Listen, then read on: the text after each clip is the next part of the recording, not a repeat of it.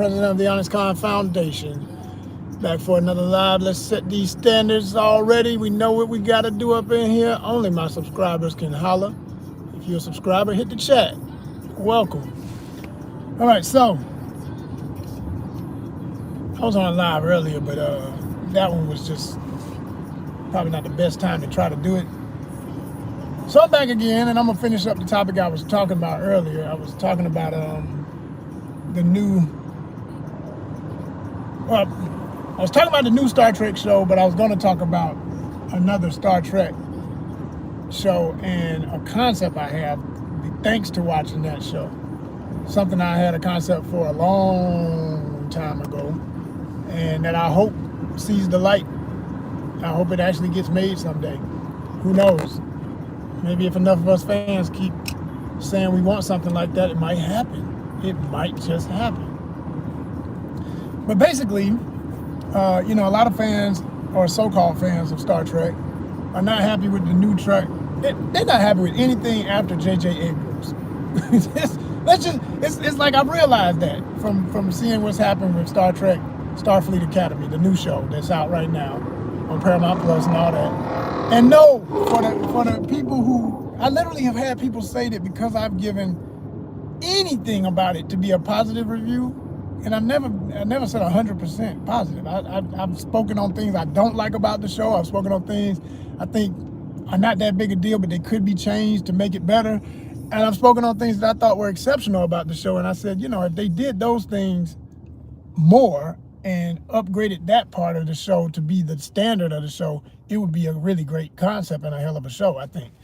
So I broke all of that down already. And you can go back and watch my reviews about Star Trek, Starfleet Academy right here on the ONYXCON network, and you'll see what I'm saying. It's about 3 videos out right now, 2 kind of long ones and 1 short one. 1 short one I just put up the other night, literally over the weekend when the Seahawks, shout out to the Seahawks, won, and Bad Bunny took over the Super Bowl and turned it out, and people still going crazy about it, and rightfully so. Mi gente, be proud, stand up, love it, cherish it, savor the moment, okay? Respecto. Es muy excelente, okay? Excelente. I enjoyed it. I thought it was great. And I put it on a list. I did a short too, and I said, these are my top, out of everything in the 2020s, these are my top Super Bowl halftime shows. Now, for me personally, I still put Kendrick #1, period, in the 2020s, okay?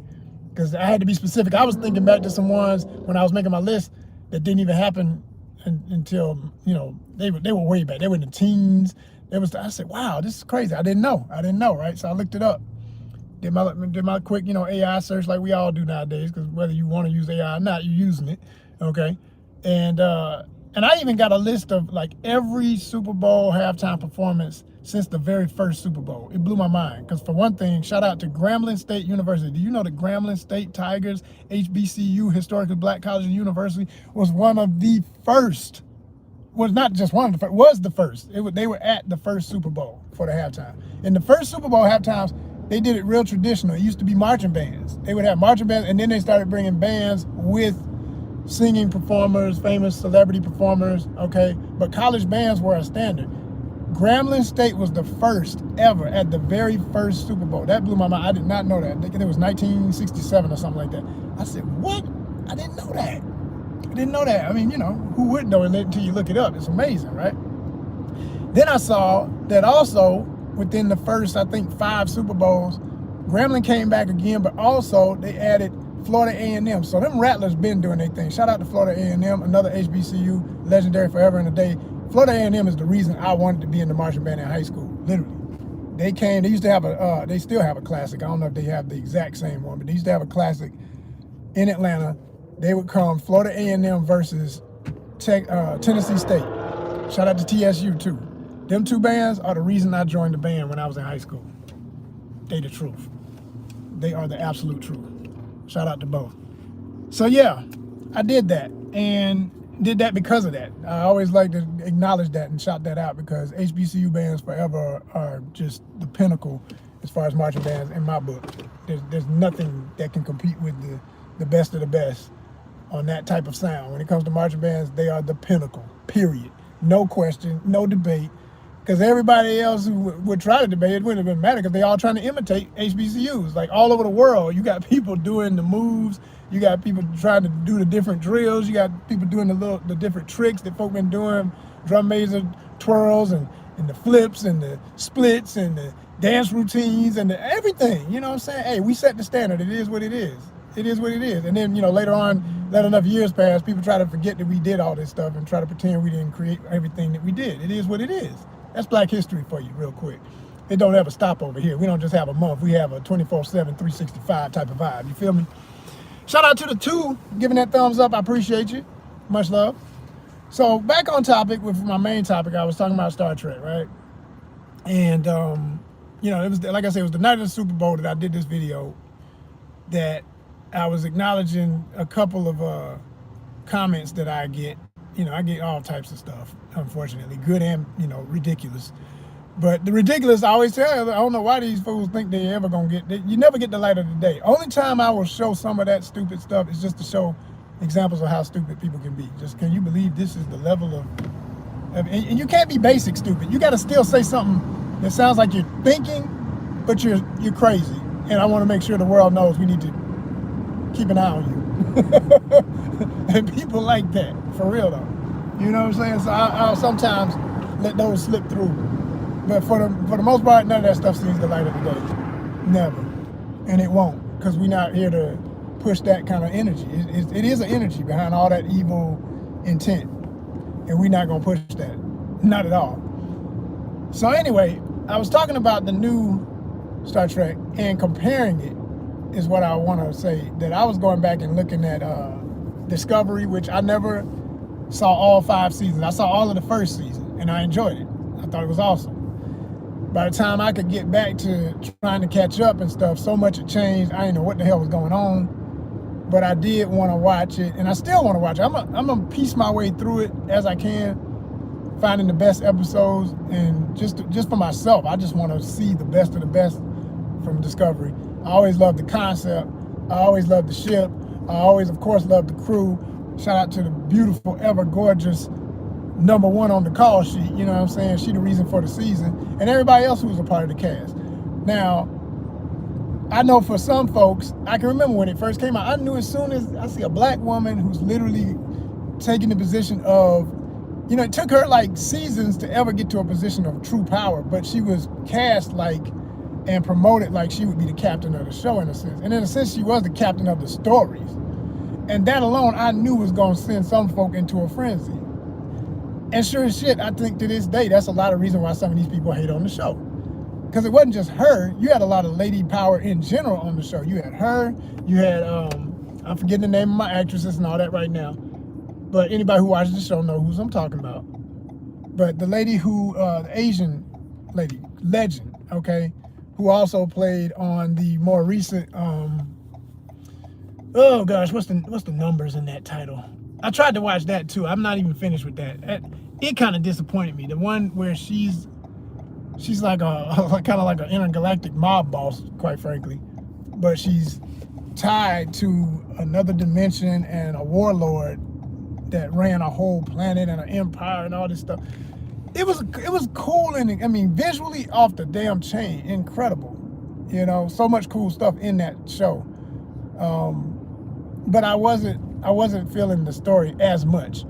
So it's like, I'm struggling through trying to finish that one. But back to watching Discovery, per episode, there's better episodes. And that's all Star Trek. This is the main thing I always say about people who get so in their, emotions about it. It's like, do you really expect every single episode to be the one for you?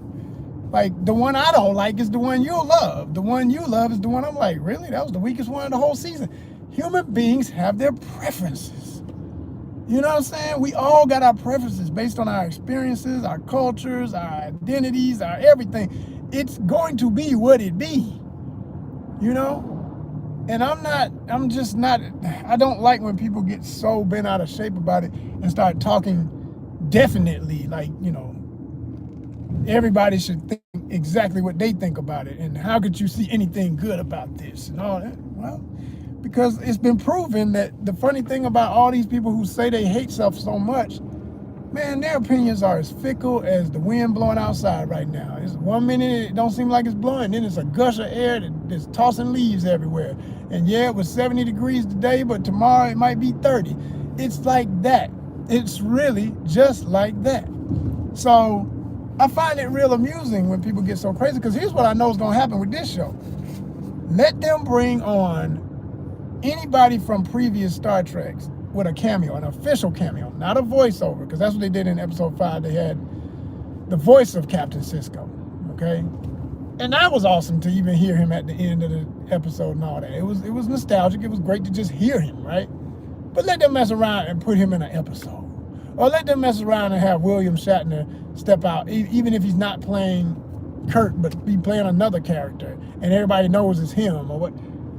The ratings will go through the freaking roof. And all the people who said, I'm never gonna watch it again, I would never watch it, I hate this show, I hate, like their favorite word is hate. And you wonder why these people are not committed somewhere, because like you love that word too much. And like I say, when you see the types who say it like that, they represent a certain demographic of psychosis in the world right now.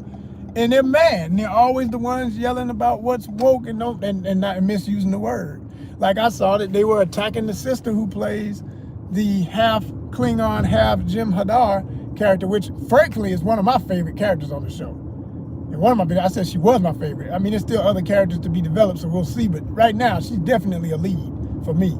I love that character. I think she's hilarious. I think she's strong. I think y'all have not seen nothing till you see her in combat, because when she tapped the one Klingon dude and knocked him across the room, waking up out of a surgery, I said, yeah, buddy.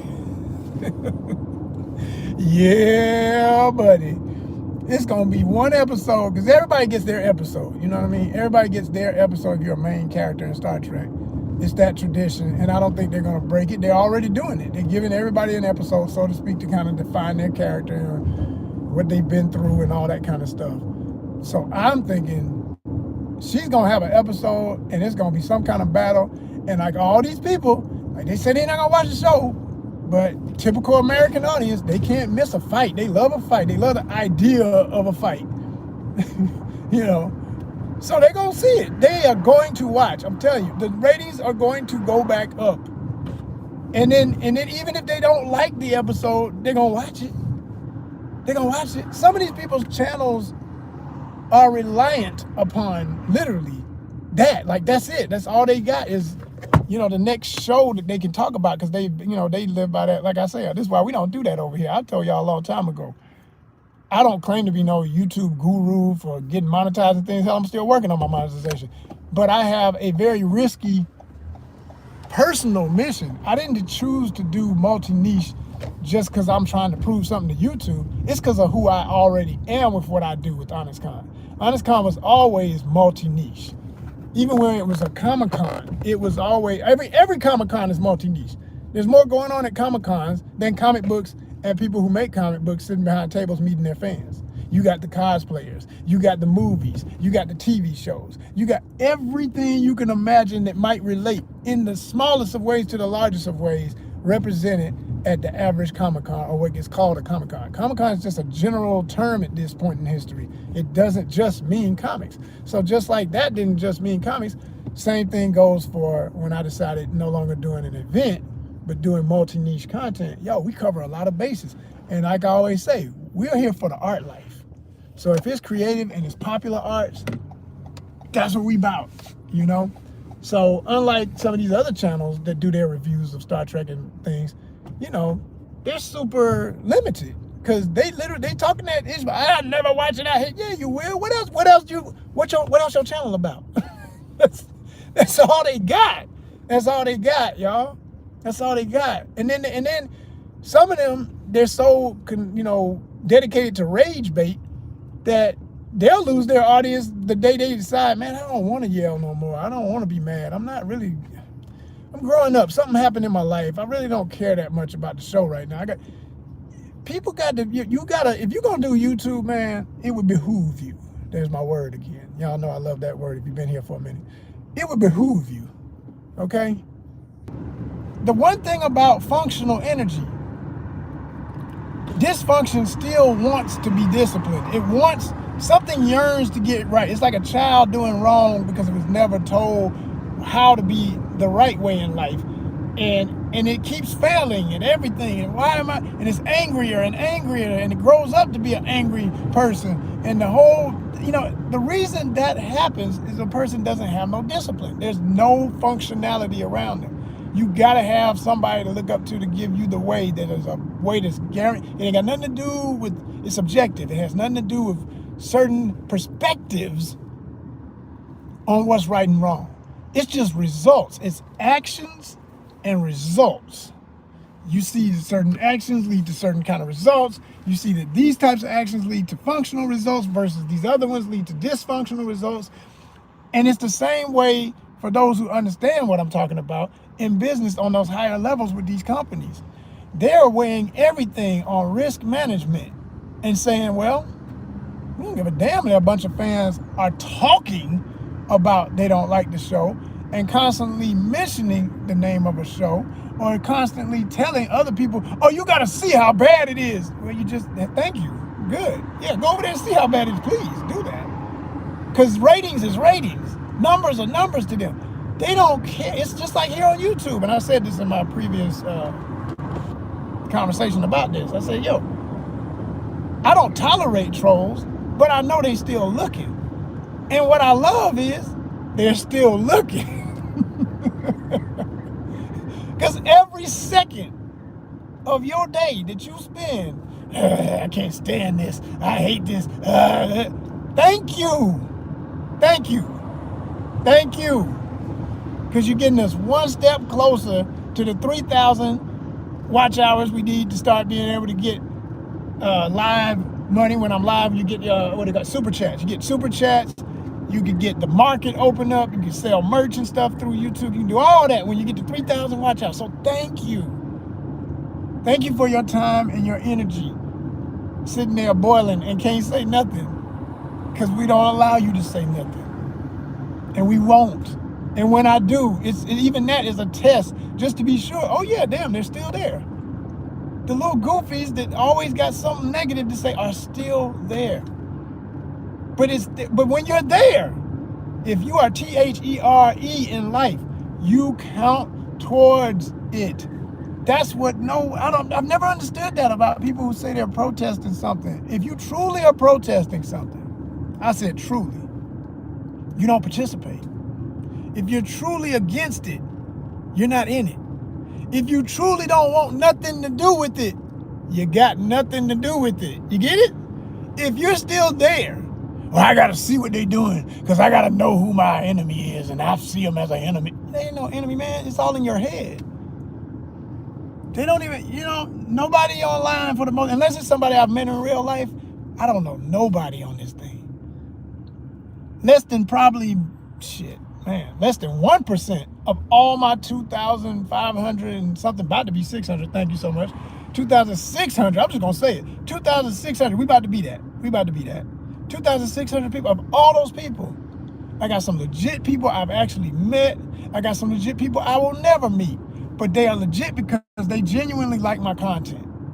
Most of them are that. I do know that the majority of them is that, because one thing I know about a hater, most of them ain't gonna hit that subscribe, but they don't want, they looking at, in their mind, they think, oh man, that's the ultimate insult. He keeps asking me to subscribe. I ain't gonna subscribe. No, fool. You sitting here looking at me is still helping me. So thank you. There's nothing that you're doing that's going to deter my success, because that is written in the universe itself. It's predestined. I'm gonna make it. You understand? I am going to make it. It has nothing to do with anybody who's against that. I've already made it. In another dimension, I've already gotten monetized. I've already gotten all of a budget I need to be able to do everything I keep saying we're going to do on a higher level and better level, because we're already doing it, but even a better level with ONYXCON. I'm trying to tell you.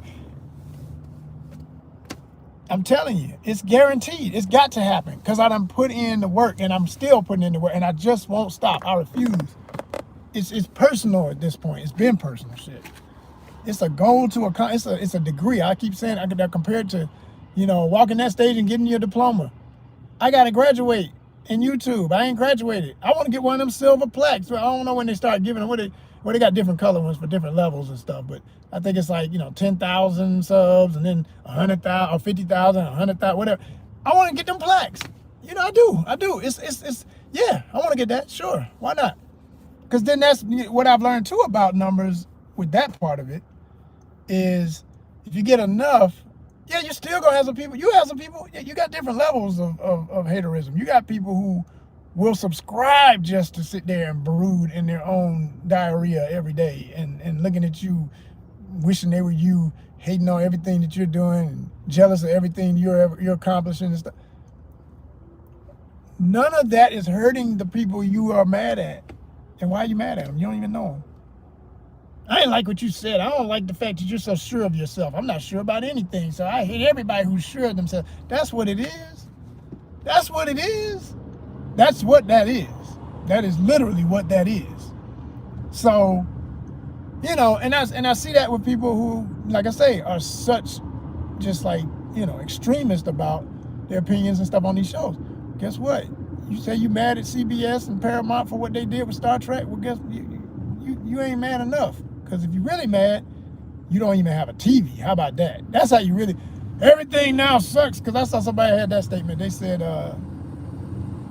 there was a prediction. And I want to say they were saying it was within one of the shows. I don't want to say that for sure because I'm not sure. But I remember reading through the comments and I'll just say somebody said it was predicted on some show that in the future there would come a time where people don't even want to watch TV anymore. And they said, and I can see why it's true, and it will get there. And I still laughed. I'm like, well, they sure as hell ain't talking about y'all era, because you're still on your phone, your tablet, your computer, and looking at the TV every week so that you can be in the conversation, because for you, it's fun just to talk the shit. Like, imagine if all these shows were as good as these people wish they were. Would they spend as much time making video after video after video after video about everything they got right and how much they love it so much? No, because most people are addicted to trauma, drama, and negativity. They literally would not have nothing to say if it were everything they wanted it to be. They wouldn't have shit to say. It would be dead. It would be completely none. Just nothing at all. They got shit else to say. It's like, damn, I can't complain. Why even make a video? That's how they are. That's how a lot of these folk are. For real, for real. And that's why they will continue to watch. That's why they will continue to help these ratings enough to keep these seasons going. And for everything that they had wrong, or they say they had wrong with Discovery, it wasn't enough to make them turn their TVs off. For everything that they had a problem with the Picard, it wasn't enough to make them turn their TVs off.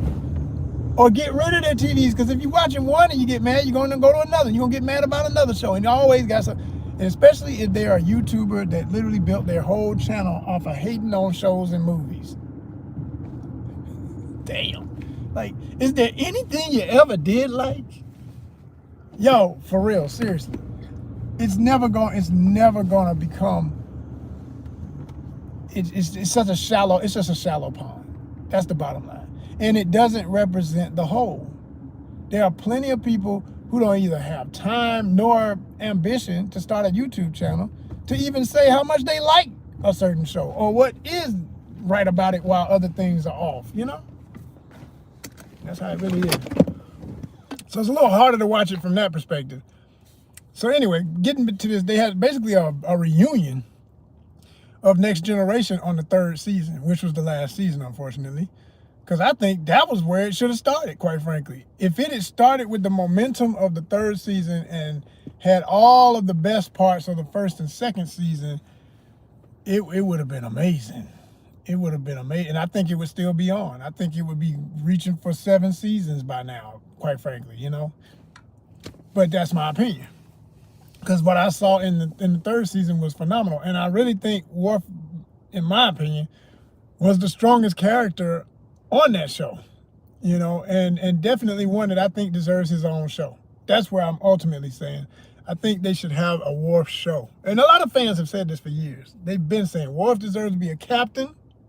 Captain Worf needs to be a show. Somebody even, I don't know if they officially did it, but they tried to, I know somebody was talking years ago about a fan fiction series, you know, like a web series fan fiction made to make it like, yo, we're gonna do Captain Worf, and I was like, come on with it, let's go, let me see that, you know, because that's what time it is. But everybody knows, you know, if you did it, the only character they want to see play him is the original actor. It's like he owned that, you know. It's not like you could get anybody else to really make that.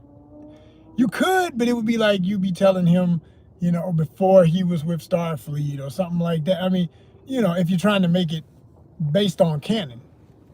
So it gets real particular with that kind of thing. So I think the best thing after what me seeing him in costume, the actual actor again playing Worf, I said, man, this dude still got it.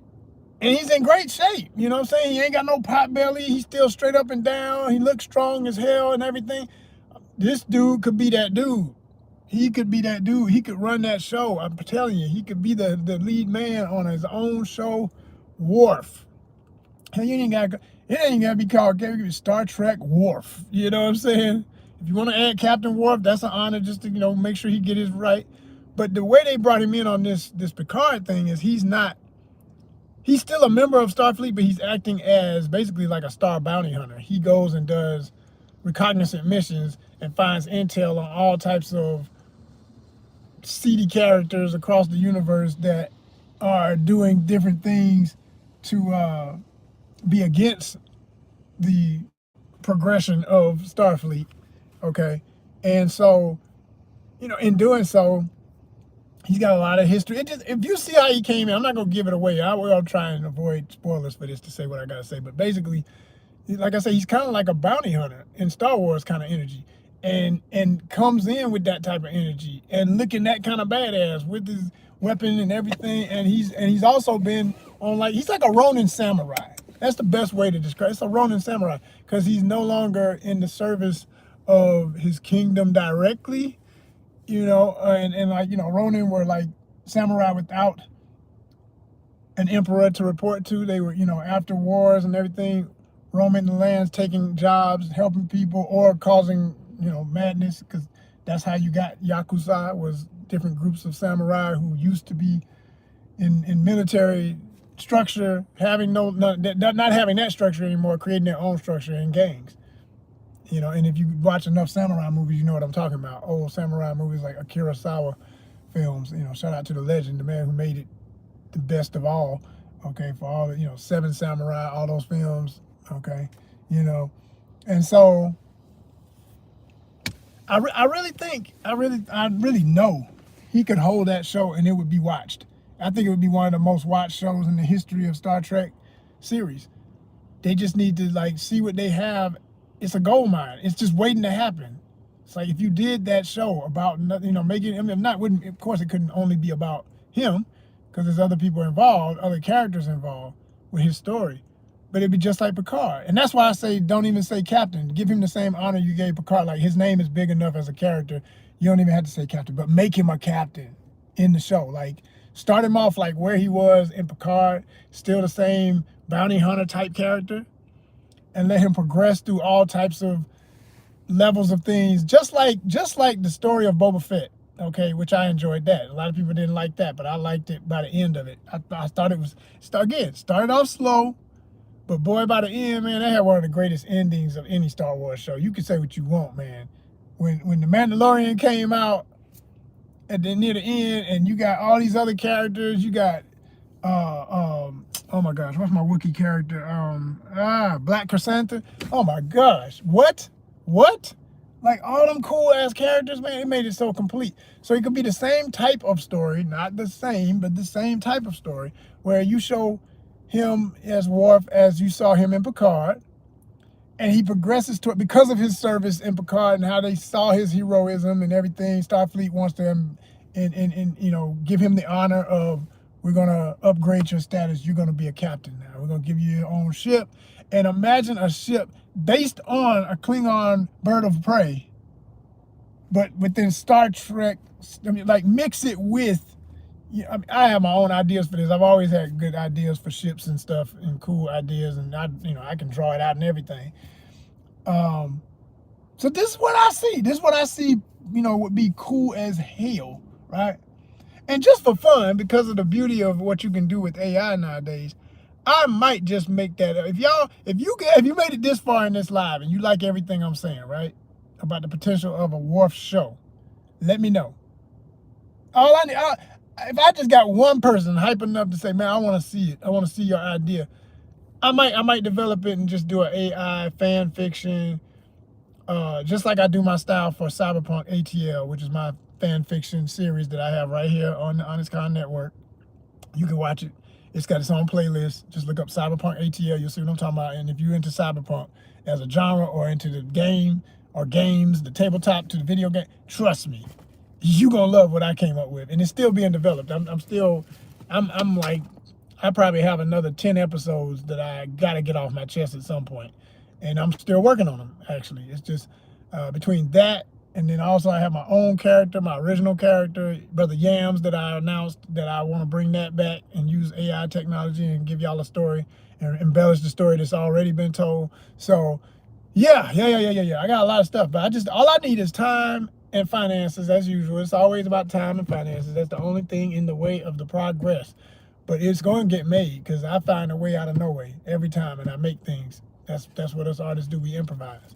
So telling you right now, hit the comments if you think this Worf idea, you'd like to see it embellished. Because I'm going to add one more thing that I thought of, right? Fans love to debate which were the best Klingons. And most people just agree overall, if you're a fan of the Klingon, alien idea. A lot of people love Next Generation Klingons, most, right? And I am one of those people who thinks that's, the classic. That's the classic look, I will say. It's the one that established one of the best looks that could ever be. And it transcended, it went beyond there and it went into other series and they kept that look because they knew the fans loved it and I know they knew they had a winner, so they kept the formula, so to speak. But then they started changing them and we all know how that went. A lot of people hated that. Like, that was another reason why by the time you got to Discovery, a lot of people were mad because they saw the Klingons and they were like, what are those? There's any Klingons. What is that? But shout out to Neville Page, who was one of the chief designers on that look. I grew to like him. I admit I was a little put off when I first saw him. I was like, I thought it was just a different alien group. I thought, who are these other cool aliens they're gonna have in the series? Then I realized somebody said Klingons. I said, those are Klingons? But we felt the same way about the J.J. Abrams ones. People was mad about them. I thought they looked cool when my main dude, Blackshear, who played the first reveal of one without his helmet on and took his helmet off, and the famous scene where he confronts Uhura as Zoe Saldana, I thought that scene was amazing. It was a hell of a scene. And the makeup was insane. He looked it looked menacing, it looked cool, they were badass. And everybody was mad because they didn't have hair and stuff like that, but then they said that they did have hair, they just didn't show it on every one of them, and on and on and on and on and on. So, here's my theory on that. I say, some people, you notice everything I've said, some people like them, some people don't. I have a soft spot for the other different versions, like I say, because not only did I see the creativity in it, but I even know some of the people who created this stuff. So I'm like, it's dope to me. I admit, like I still say, with Discovery, the way they looked in that, it almost could have been a whole nother alien group you could have introduced. A whole nother name, they could have been related to Klingons, but not quite Klingons. You know what I mean? But because they were, I accept it. It is what it is. It's in canon, and there it is. Take it or leave it. Some people did leave, okay? But did they really leave? No, they watched and they made shows about it, and they argue about it in forums, and they still buy stuff. They're like, what? That's not a protest. If you're still participating, it's not a protest, okay? So anyway, but I thought with this idea of this Worf show, now that they've got a whole new world, in which, even that, I don't know, I gotta look at the timeline for when Picard takes place, and then when, I don't know if that would work. I was gonna say maybe they could tie that into Starfleet Academy, but Starfleet Academy is supposed to be so far in the future that I don't even think that would relate per se. I gotta look, like I said, I gotta look at the timeline. I don't know where. I love to see those timelines where they say, okay, this is when this took place, and this is when that took place, and this is why that affects that, and I love that stuff. Love that. So I gotta get a real good one that breaks down with a line. I just want a line, a full line. I'll ask ChatGPT to make me one. They good for that. Like Chat, give me that, man. Give me a graphic image showing every last one. Yeah, y'all. But ultimately, I was gonna say that if they were to create a show that focuses on the homeland of the Klingons, like I say, if you dealt with it within Starfleet Academy, it doesn't exist anymore. Kronos is supposed to be dead. Okay, no more Kronos. But they have this new planet that the Klingons are on. So let's just say, like, I don't know how long Klingons live. Like, I forget that part of canon. Like, are they long life by nature and they live like Yoda live and they just, like, is Worf already 100 years old and I don't know it? Somebody know, hit the comments, let me know. But whatever their life expectancy is, probably short because of how warlike they are and everything. They're all about war this, war that, and everything's a fight and a kill. Well, shit, they don't. 20 years max, I don't know. Somebody tell me if you know how long in true canon, what has been established, how long Klingons typically live. But if they can live super long and super old, imagine that new planet, right? Repopulated by mostly Klingons, because there would be other aliens there too, because they showed that on, what was that I was watching? Oh, that was Discovery. It was an episode of Discovery. They went to Kronos, and there was a night market, and it was all types of, it was mostly Klingons, of course, on the homeland, but there were humans there. There were all these other aliens that have carved out their little place. It was reflective of what Star Trek is reflective of. It's like real societies. There's no place on the earth where you go there and it's completely, absolutely just the people who originated there. Yes, if you go to the Philippines, of course, Filipinos are the majority. If you come to Mexico, of course, Mexicanos are the majority. But you're going to meet people from Argentina. You're going to meet people from other Spanish-speaking nations. You're going to meet people who are American expats. You're going to see all that. And then I'm talking from experience. Like, people be everywhere. And there was military stuff going on. Starfleet is based on military stuff going on. You basically got all kind of possibilities. Because if there's a base, because the government has worked out some kind of trade agreements or protection agreements with military force, then you're always going to have an influx of other people. So that's what I saw with that, night market, how they showed that on Kronos with all these other kind of folk there. So I'm saying that would happen again on this new planet, but because it's new and because the Klingons have become somewhat of a minority in and of themselves, imagine all the other people who would flock there, probably have wars instantly because people would be trying to take the planet from them or settle old beefs with the Klingon empires and all that. You could imagine it. But that's why the show would be so damn good, because they literally gave them a planet. Well, they meaning, you don't really, who has the right to really, hey, I'm giving you a planet like you made something.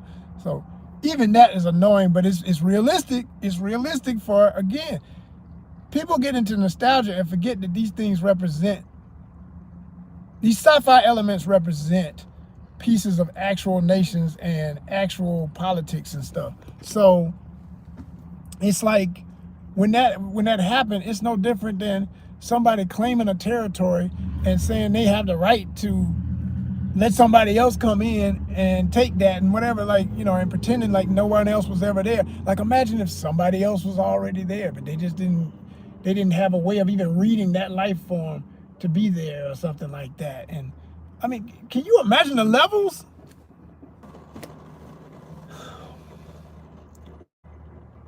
It would get deep. It would get deep, y'all. It would get real deep with that writing. And this is the writer in me brainstorming and having fun with the idea of, like, you could have a life form that was unreadable by Starfleet technology tracing devices, because no matter how much your technology is, and that's a real reflection of how real life is, there's always an exception to the rule in the universe. There's always that thing that, you can't see me, fool. You know what I'm saying? You can't see me with your whole, so what about your tech? We read the planet for life. There was life, but nothing that equated to humanoid form. So, if it ain't humanoid, we don't see it as dominant and all that old bullshit, right? Okay, well, there was some other stuff there. And maybe that conflicts with the Klingons coming there to make that their new home world. Plus other people trying to imperialize it and take it from the Klingons. Oh my gosh. And then if Worf, of course, being proud Klingon, became a captain to defend that planet at a base, and then also have battles in space and everything. So it kind of becomes like a mix of Deep Space Nine and Enterprise and any other Star, fleet show where there was always a ship going from place to place to place. And he would have to go from place to place to place because he would be like a diplomat to speak on behalf of the planet and the Klingon nations and everything that he now represents. And I mean, can you imagine how good that would be? So here's why I keep saying nations, because here's the other part of the idea. If all of the different versions of the Klingons were represented on this show, to make a statement that, because they said this during Discovery, I forget exactly how they put it, but they said something about they were a younger or older version. I mean, I forget which was first, but in some way of the evolution of Klingons, their look was like another version based on, like, they're all still linked to the ones even that you see on Next Generation.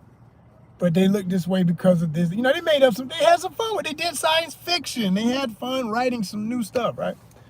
So you can always flip it again. You can take a little bit of the canon and play with it again. I say, like, look, a whole planet where all kind of Klingons that are refugees or didn't know, maybe they didn't even know where they've been hiding or secretly building their forces or something, and then they find out about this new home world and they come back. But of course, there's old beefs and conflicts, all right? And you would have it be defined more so sometimes, like you'd have inner conflicts between Klingons that do look alike, then you'd have conflicts between Klingons that do not look alike. And then now you're dealing with racial issues, just how it is with the constructs of race on Earth, where, yeah, we look so different, but we're still human beings. We're still Klingons. We're all Klingons, but because we look so different, folk tripping. And they dealt with that even in Discovery. Like the episode I loved so much was the one where they showed the I think his name what's his name? Tuvok or something like that, I think. He was an albino Klingon. He was like all pearl white, and all the other ones are brown to jet black. Like they're all fully melanated except for him. And he had to be the badass of badasses to prove himself because everybody wanted to bully him for being how he was. And then there was the one, no, I'm sorry. Tuvok was if I remember right, I may have a name mess up, was the darkest one that was a leader. And he told the one that was pearl white, like, you my brother. Like, I don't give a damn what these other folk around here talking about. I know we all Klingon. And that's when the phrase got established, remain Klingon. Oh, I love that shit. That shit was like, that was hard as hell. That was like, yeah. That's some real speaking to all the, get all the BS out the way. If you see me and it's in your heart to be what we are, then you my brother, period. We ride, we go out, it's us. All of that. I was just like, yeah, I like this. So imagine that kind of conflicts, but then the ones that look like that don't get along with the ones that look more like the ones from Next Generation. But you have it all on one show. And in the middle of all this rigmarole, you could even have mixed, folk who look like the mix of the different look, like where they're kind of like those, but not quite, just like human beings. Your daddy was a Next Generation type, yeah, and mama was one of the Discovery type. Okay, so you might have the hair, but you also got the elongated head, like the ones on Discovery. But then you also got this long forehead that goes upward and goes back. I mean, you got all that going on, right? Can you imagine how crazy it would get? And then, because of his genes, some of them are bigger than others. So now, for the first time, you actually had, I was going to say, that's not the first time. You had some big and small and different size Klingons. But typically, they kind of kept everybody within a certain range. Like, some chubby guys, some short guys, some tall guys, built guys, not so built. But imagine like some people who are like super skinny. Imagine some people who are obese Klingons. Like, tell the story, man. Like, what you eating? You drank too much blood wine, it killed your metabolism, that liquor. And now everything you eat, you just it gathers, what kind of job you got in the Klingon Nation? Do you have to sit down all the time? You sedentary. It could be statements on all kind of stuff. You could really have fun with it. Of course, they're aliens, and I know All this stuff is super different. Their organs are different from ours. Their skeletal structure is different. You know, all that kind of stuff can be different. So I get all that. I get that would be very unique. But this is where you can have some fun with it and create some real serious fantasy sci-fi-ish that would be phenomenal.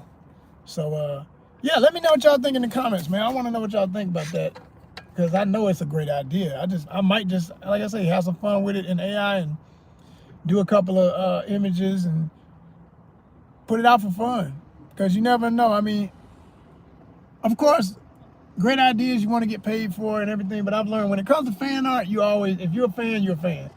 If you do it and somebody takes it from day one, you was messing with their stuff, not your own original stuff. So what I always do when I do fan art is I bring in my own original stuff too.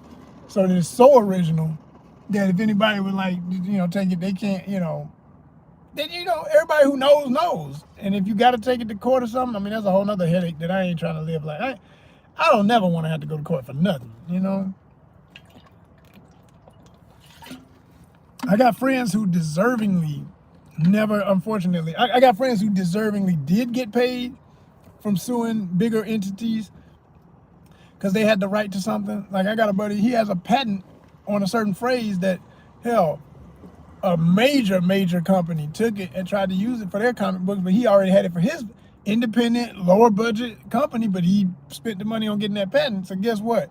They had to pay him out of court to keep from going to court. They didn't want to get caught up in that. They was like, well, bump it. Just whatever he's asking for, we can handle that. We know he's rich. They paid him off. And that kept him selling for a few years on being able to build his company and stuff, you know? So, yeah. Sometimes it goes like that, but most of the time, I hate to say it, don't. I got a buddy who got gypped to his entire idea, the main core of the idea, the main story, for a whole TV show that had seasons. And come to find out that the dude who did it was notorious for doing that. Like he did it all the time. He would do it and be like, you know, if you're big enough, sue me. I'll pay you. If you're not, whatever, I'll take your shit and I'll do it again. That kind of energy, like, ugh, what kind of person are you? But some people don't care, man. They live their whole life fake, you know, and fronting and stealing other people's shit. Like, nah. If I'm gonna do some fan stuff, it's fan stuff. But if it's my originals, you better believe it's original. Period. So, on the fan tip, I'm considering like doing something just for fun to imagine, you know, a Captain Worf show, but it'd be like just Worf, you know, and what that could look like, and what would be the premise of it, and everything like that. Yeah, I might do that. Just for y'all, my monetization nation, my people who support ONYXCON for real. Peace, y'all. Y'all have a good one.